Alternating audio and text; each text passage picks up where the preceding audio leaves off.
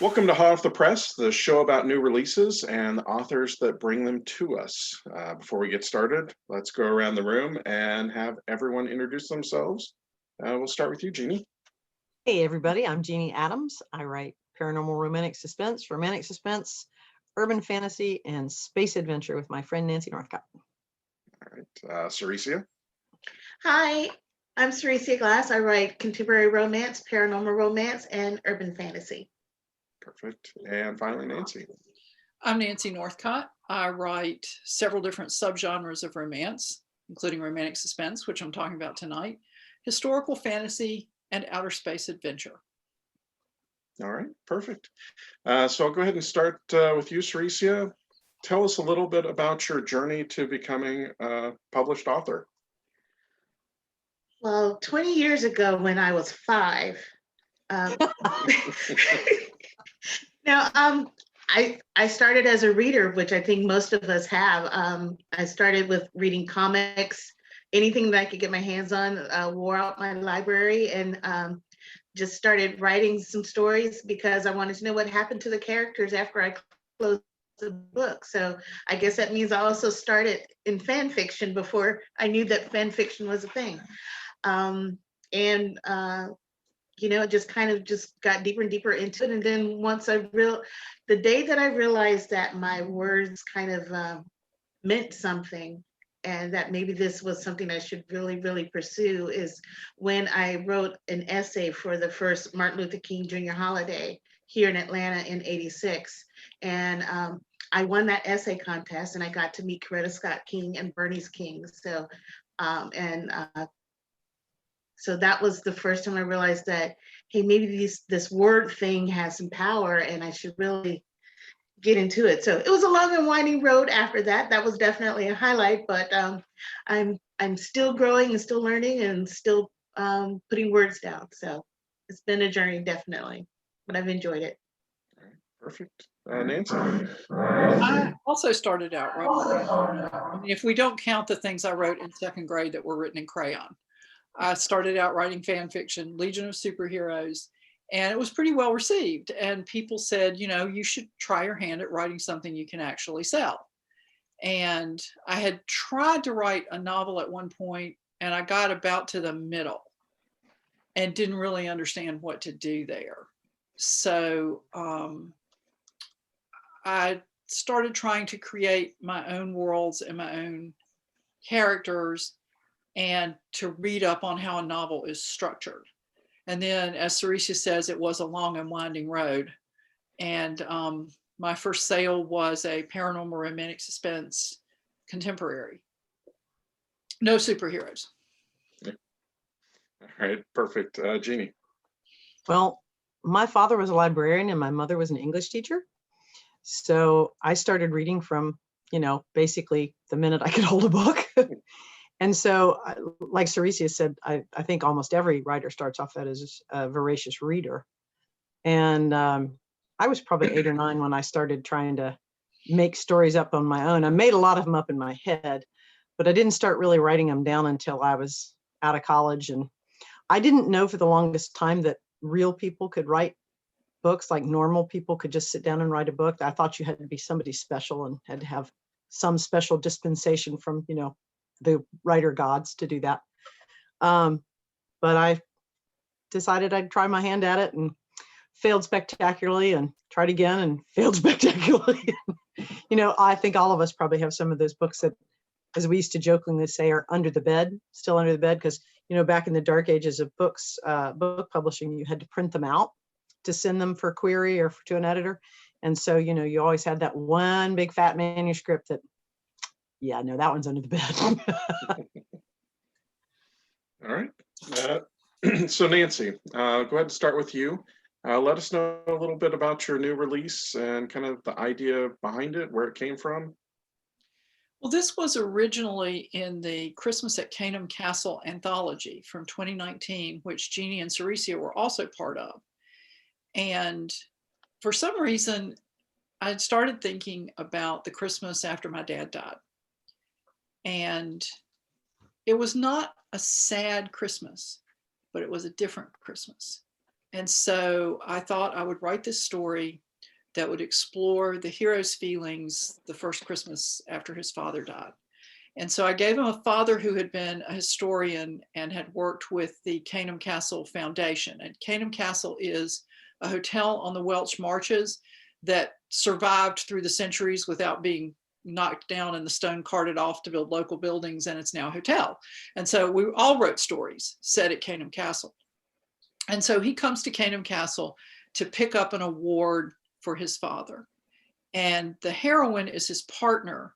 And the agency they work for has gotten word that there's an assassin targeting him. If he were there for any reason other than to pick up this award for his father, who had died a few months previously, he'd leave. But this is too important. It's the last favor his father asked of him, was to go to this Christmas celebration, do the things they had planned to do together, and pick up this award.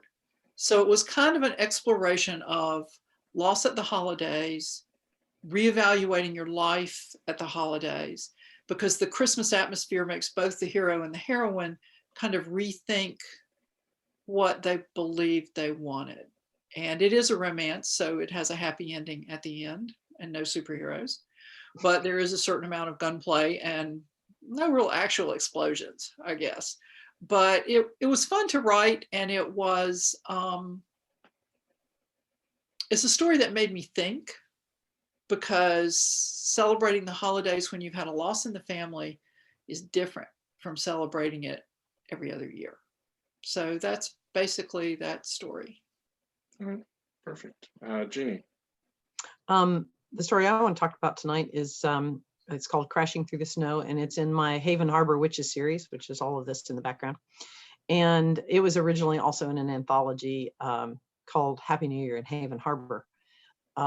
And that came down actually a couple of years ago, but I had not revamped the story. I had written this story and it got wonderful reviews from people, for which I'm extremely grateful, but virtually every review said, there's so much story crammed in this small space of a novella.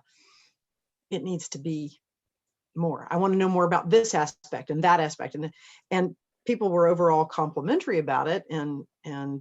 But they all said, we want more story. There's obviously more story. We want all that story. So it took me a little bit to expand it to novel length and put more of that story in and still keep the pace going. But so it's now called Crashing Through the Snow. And it is set in a blizzard at New Year's in Haven Harbor. All right. Cerisia?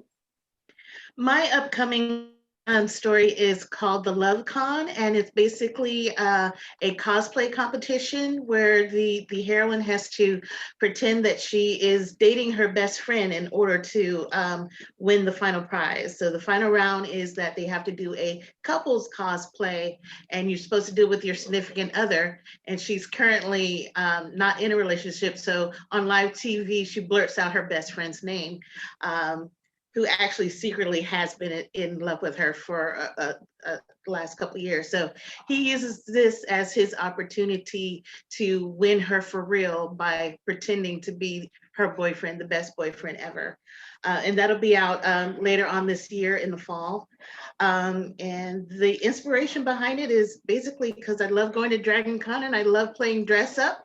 I love cosplay, even though I'm not really good at making my own costumes, but I'm really good at sourcing and buying pieces from other people. So, so I just wanted to just kind of write my joy of that and share my joy of that. And you know, sometimes it's I stick with characters that look like me, but I've gotten some pushback. Some of us do saying, "Oh, you can't play that character. That character doesn't look like that," or and being met with things like that. So some of those kind of issues are covered in the story, but mainly it's just a celebration of the love of cosplay and being true to what you want and who you want. And so it's been fun to write it. So I'm looking forward to getting the cover reveal coming pretty soon. Well, that sounds fabulous. All right, perfect. So Jeannie, Yeah. tell us a little bit about your routine as an author, what do you do to write, especially in the current times? Well, yeah, I was going to say, okay, in normal times or now? In normal times, I would get up, get my kids off to school, go get a cup of coffee at Starbucks because I'm the only one in the house that drinks coffee. So, and if I make a full pot, I'll drink a full pot. So I don't make a full pot. And then I would sit down and work until it's time for the kids to come home from school. Everybody's home. So mostly I get up and go walk, and then I tell them all to leave me alone. Go away and leave me alone. And I try to get a couple hours in at a stretch, and then I go do something else and then get a couple more hours in. I'm actually in some ways working more than I did during regular times because there's more time to work. I'm not going and doing things as much, but I'm not sure that I'm being actually more productive. I'm just actually more time with my behind in the chair and my hands on the keyboard. But I try to do 2-hour stints, 2-hour stretches so that I can get into the story and figure out where I was before and immerse myself in it and then go forward. I'm not always great at picking up where I left off yesterday unless I have deliberately left myself a cookie trail to say, here's where you're going with this. So I like to have a little bit of time to sort of reread where I was and then keep going forward. I change it up a lot just because I'm always trying to find a new way to write more effectively. But that's generally what I do. I get my cup of coffee and I sit down for a couple hours, and then I switch over to Diet Coke and work for a couple more hours. That's not really much more scientific than that. Are you a plotter, pantser? I am a Plantser? hybrid. I'm a plotzer. I used to be a complete pantser because I really liked the story to unfold organically. But then I sold to New York and I had to produce on deadline. And so I'm pretty much totally indie now, but I still want to continue to produce in that way. So I do plot, but only in the sense of getting sort of the high points, the dark moments, the midpoint, the really black moment, the dead run to the end. I did discover that I needed to know the end. I always need to know the end because I need to know where I'm going. But I don't do a lot of filling in the blanks. Like I have a friend who plots really intensely and, chapter 1, scene 1, scene 2, flip over the chapter 1, chapter 2, scene 1, scene 2. I can't do that. If I do that, I know the story and then I'm too bored to write it. But I do at least get the high points and the end before I get started. All right, perfect. Cerisia. Well, I have a day job, so my writing time is usually 8 to midnight. So I have a transition period between the day job of writing and the nighttime job of writing. I used to be a pantser. I'm probably should actually be honest and still claim that I'm a pantser, but I figured that I would try to plot this year, simply because it's easy to get kind of lost or I get bogged down a little bit when I'm pantsing, even though I love when I get into the flow and the characters are talking to me and everything's going great, but then they stop talking and then I don't have anywhere to go. So I'm going to try this year, teaching this old dog new tricks. I'm going to try to at least plot out the 3 acts and then, or, at least the high points of each of the acts and then see how that goes. But still give myself plenty of room to pants it, because I do feel like Jeannie was saying,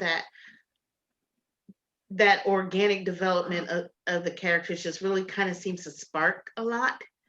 And I'm sure there are probably people out there screaming, no, but right now, trying to be I think just dipping my toe into the plotting water is going to help. Hopefully this year we'll cross everything and see how that goes. All right, perfect. Nancy, how about you? I do a lot of pre-writing. I do a lot of thinking about where is the story going before I sit down at the computer, because I find that my computer time is more productive if I do that rather than sitting at the computer thinking, okay, now what are they going to do? Because I already know that. I do plot the major turning points and the key scenes in between. When I write historical fantasy, I also do a historical timeline on the same chart because I'm usually trying to coordinate the events of the story with what was happening in the world at that time. For a story like The Last Favor, it's just the major turning points, the action scenes, because there always have to be action scenes in a romantic suspense. At least if I write it, there have to be. And then I just kind of go, but I give myself permission if I get a really good idea to change it. It's just that if you change it, when you've plotted everything out, the major points, then you have to figure out how the change you've made ripples through and affects the rest of the story. So I'm more of a plotter, but I do some pantsing along the way. And you say pre-writing. What do you mean by that? I mean that while I'm washing the dishes, because we're kind of Luddites and we don't fill the dishwasher regularly, so we just wash them every day. Standing at the kitchen sink, washing the dishes, looking out at the yard. Yeah, I am making sure all the food gets off the plate, but I'm also having imaginary people running around in the back of my head. And so it gives me an idea for the next scene, for how they might react to things. Because I know from this scene to this scene, I know where I'm going. Like Cerisia and Jeannie have said, I know where I'm going. How I get there might change. And so I do this thinking about it as I'm doing other things that don't require really intense concentration. Okay, perfect. So my next question, and I'll go back to you, Seressia. What surprised you the most when writing this book? And it could be either something in the book from, you know, the pantsing of it, or something you discovered about yourself, or. Well, real life intruded a lot because, of course, I wrote it over the summer into fall, past the deadline, past the second deadline. So trying to ignore real life enough to go back to the core of the story. These two people who love each other but haven't admitted it yet. It was kind of hard to write that kind of a story in the current times, I guess is the word to say. So yeah, so some of the themes, a lot of the themes of things that have happened over the summer kind of do creep into the book. Like I was mentioning earlier about Black people in cosplay, certain characters that people claim you cannot play. It's like they're fictional Japanese characters, people who are from outer space. I think that it's okay for me to play that character. So I put a lot of that kind of stuff into the story as she's talking about it, as she's dealing with it, and her being the heroine being a Black cosplayer, and what that has been like for her, and that kind of fuels her determination to win this competition, just to show that A, she can do it, B, that she belongs, and C, her ideas are pretty darn good and she's able to pull it off. So all of it, so a lot of more reality than I thought it was in this fake love story cosplay competition. All right, perfect. Nancy, how about you? Well, my dad died several years ago in the period between Thanksgiving and Christmas, early December. And you know that things like that happen and you deal with them, and then they're in the rearview mirror. And so writing this story kind of made me remember that a little bit. And when he died, I was already an adult with a family. I mean, my life was settled, my direction was settled. So I had to kind of stop and think about, if my direction weren't settled, how would that affect my choices that my dad had died when he did? Because I think for a lot of us, the holidays underscore a loss, especially if it's recent. And so it kind of took me back to remembering that period.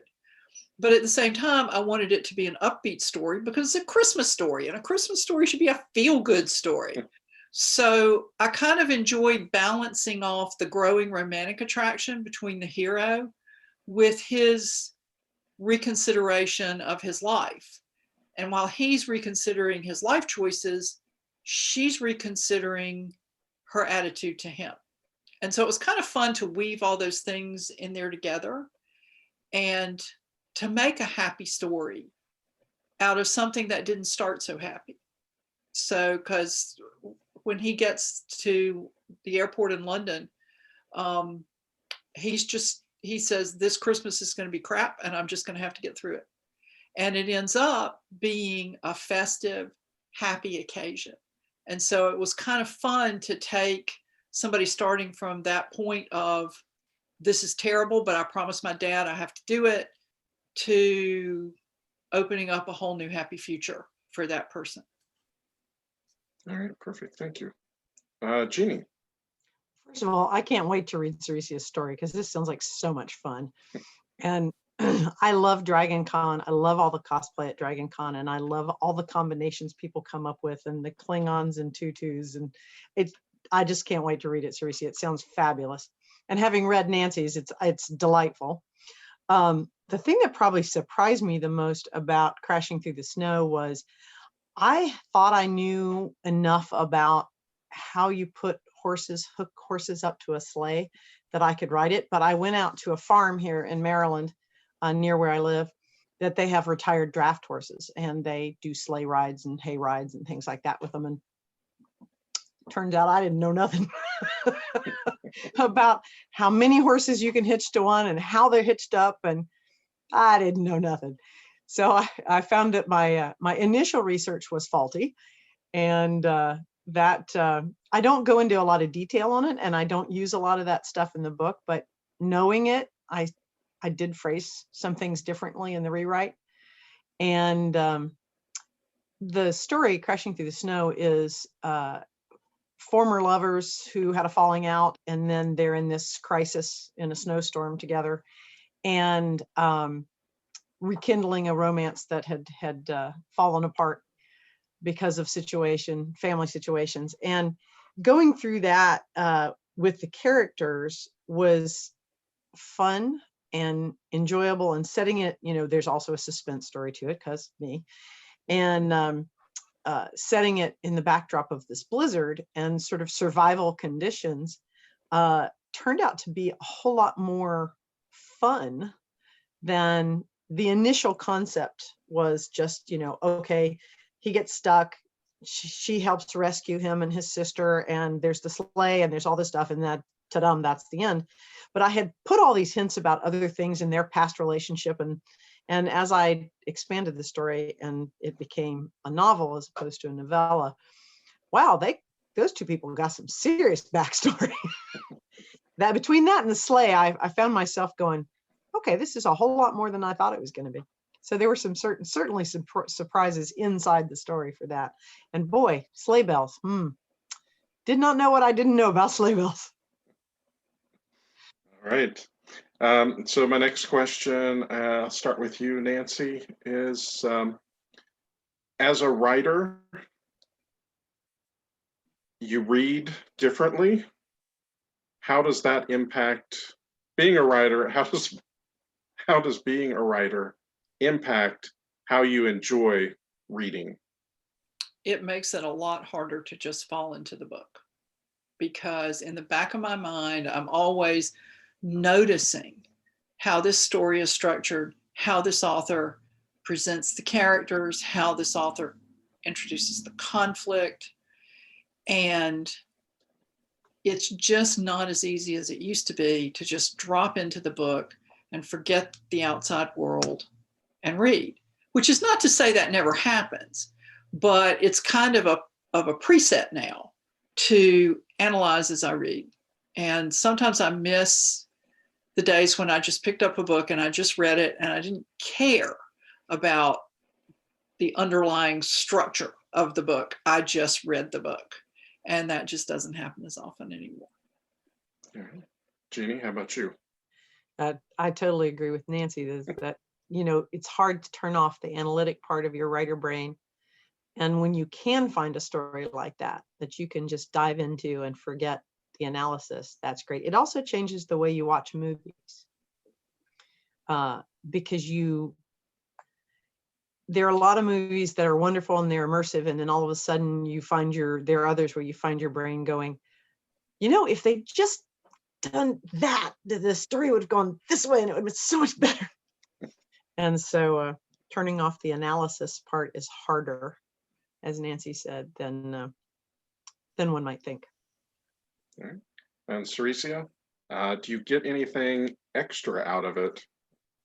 And the answer you were going to give. Well, I was gonna ditto or triple O, but the others were saying it's definitely harder as a writer to read. So I try to read out of the genre that I'm writing in. That helps a little bit. But pretty much this past year, I did more watching of TV or movies or K-dramas, especially, than I did of reading. So maybe that's part of my problem. I should have read more. So I try to read outside my genre so I don't so my inner editor doesn't come out and start critiquing the work instead of just enjoying the work. So that's why it's been easier to just kind of watch shows on TV or through my Viki instead of reading books and stuff, because it's too easy to get critical and not enjoy the story. And I really want to enjoy the story. So what was the other part of the question? Just how it impacts your writing in a positive sense. Yeah, it doesn't. Yeah, I try not to, and that's why I read outside of the genre that I'm currently writing in, so that I don't, have any kind of bleed through or anything on it, or try not to say, well, since they did it that way, I'm going to do it this way. So I tried not to cross-contaminate, basically. All right. And so, Jeannie, something that you hope people take away from reading the Crashing Through the Snow? Mostly, I hope people have fun with it and want to go on a sleigh ride. All right, perfect. Seressia? Well, I hope that people learn that gummy worms make a great stress reliever, because that's what my characters do when they're stressed. They bite the heads off of gummy worms. So maybe that means that there'll be a run on them, or maybe I could get a sponsorship or something. Perfect. Nancy? I just would like people to feel like it's a festive holiday experience, and to kind of think about how Christmas can not only be a fun family time, but can also be a really romantic time. All right, perfect. And I think we're going to end on that, but I do want to have everyone go around the room and let people know where to find you on your social media. I'll start with you, Seressia. They can find me on Twitter at Cerissia. That's where I'm most active. I'm also on Instagram as Seressia Glass, even though I don't like to take pictures. So it's usually pictures of stuff that I'm doing or my dogs. Occasionally my new hair. I'll take a picture of that. They can also find me on Facebook at author Seressia Glass. All right, perfect. Nancy? My website is nancynorthcott.com. I have a Facebook page, Nancy Northcott Author, which I visit very occasionally. I spend far more time than is good for me on Twitter, where I'm at Nancy Northcott, and that's the easiest way to connect with me. And I have a Pinterest page that at some point I'm going to do something with it, but Twitter's the best place for now. All right. And finally, Jeannie. Same with me. I'm on Twitter far more than I should be. And I'm Jeannie Adams on Twitter, and jeannieadams.com for my webpage. I have a Pinterest presence for some of the classes that I teach. Also for, I have an Instagram, but it's mostly pictures I take on my morning walk. So it's not really book stuff. All right. Well, I do thank all of you for coming here, and I thank everyone for watching, and we'll see you guys next time. Bye.